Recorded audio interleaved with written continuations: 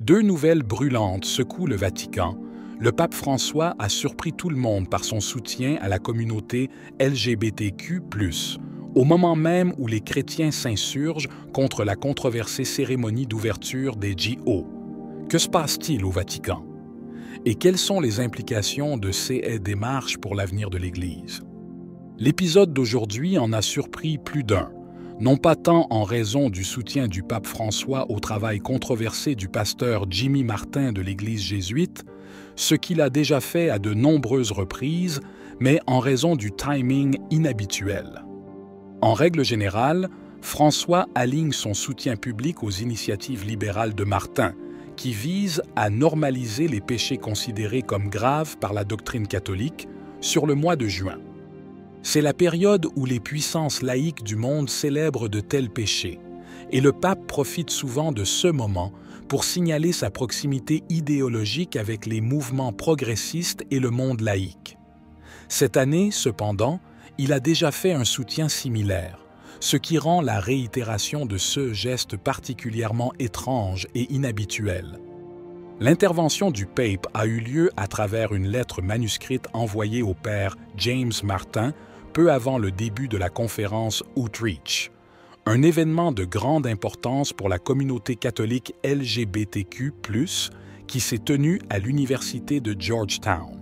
Dans la lettre, François écrit « Je serai spirituellement avec vous tous, unis dans la prière ».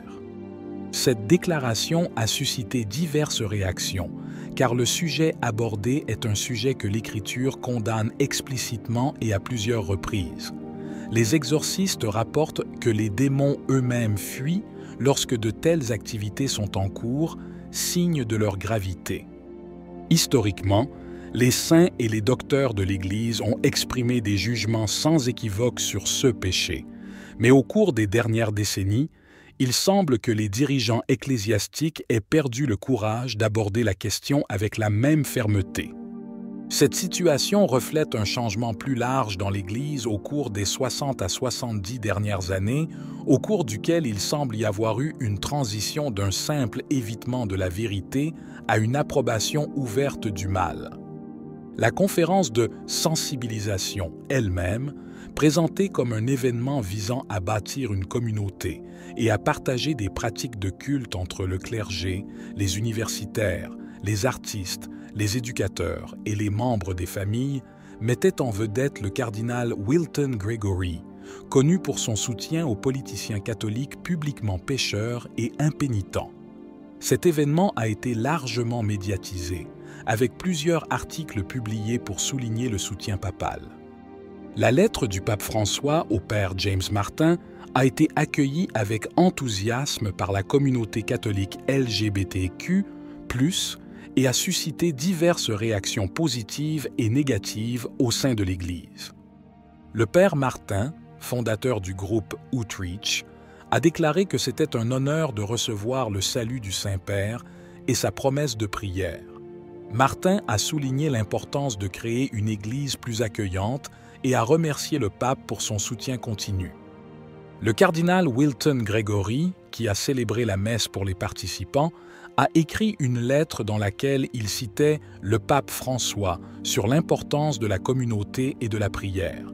Grégory a déclaré que la conférence offre un lieu sûr aux individus, aux familles et aux amis pour prier, discerner et grandir dans l'amour et la compréhension des enseignements de l'Église.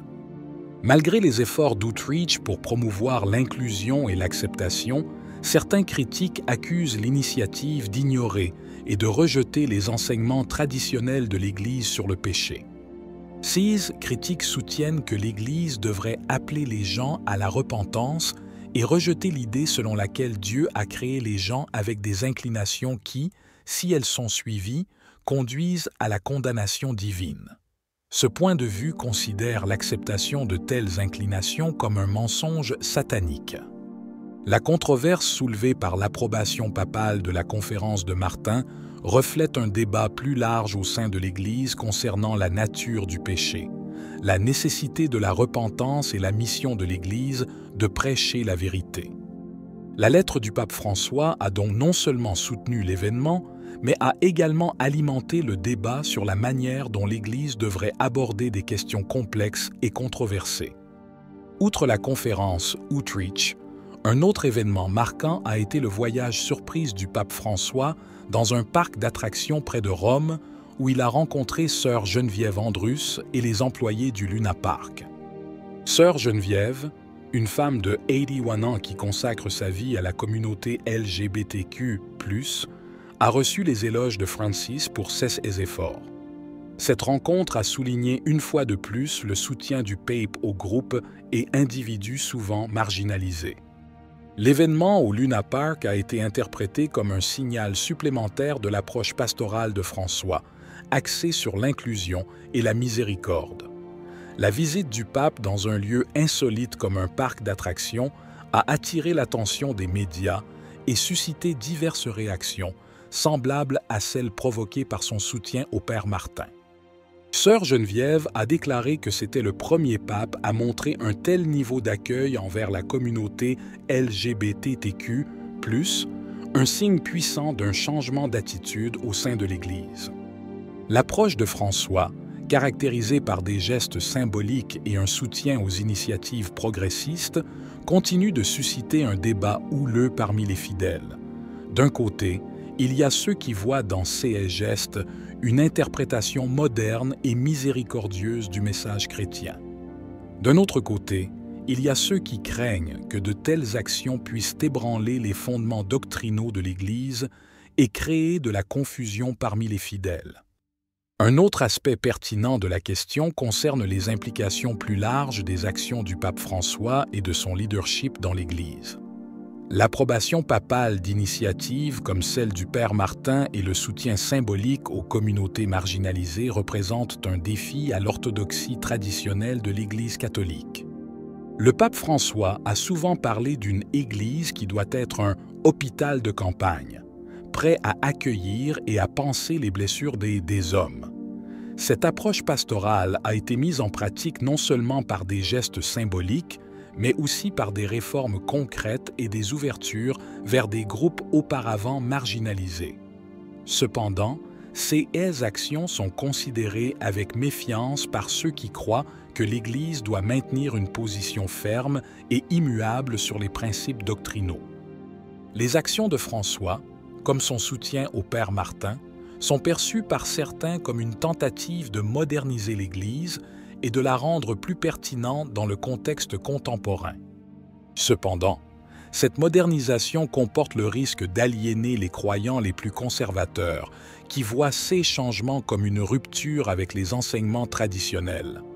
Cette dynamique crée une fracture au sein de l'Église, susceptible de provoquer de profondes divisions parmi ses membres. Un autre élément à considérer est l'influence des médias et de la communication moderne sur les perceptions et les réactions face à ces actions. La couverture médiatique des initiatives du pape François et de ses lettres de soutien amplifie l'impact de ces actions et contribue à façonner l'opinion publique à l'intérieur et à l'extérieur de l'Église.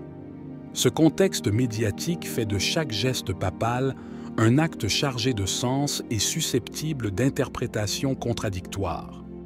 Ainsi, alors que le soutien du pape François à la communauté LGBTQ+, et sa visite surprenante au parc d'attractions continue de susciter la controverse, l'Église catholique se trouve à un carrefour crucial. Quelles seront les prochaines actions du pape? Comment les fidèles réagiront-ils à ces décisions? Et quel impact auront-ils sur l'avenir de l'Église? Les tensions et divisions internes sont plus évidentes que jamais, mais une chose est sûre, le débat ne fait que commencer. Si vous avez aimé la vidéo, commentez « Amen ». Que Dieu te bénisse.